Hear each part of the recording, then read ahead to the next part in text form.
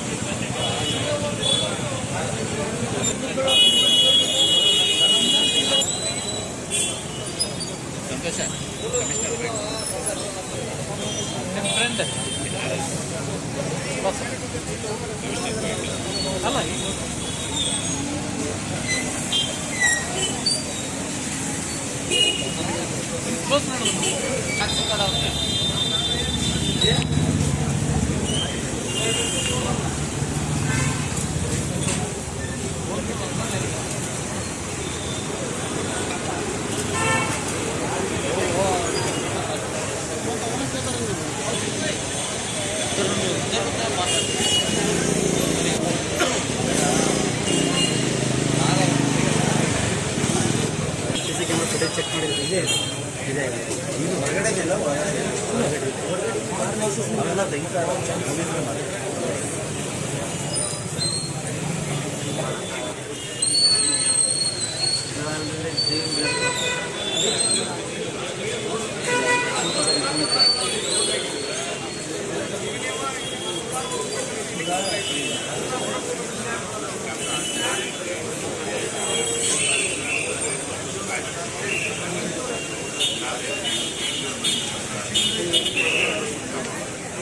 अभी तो उसको ये दूसरे ये घर से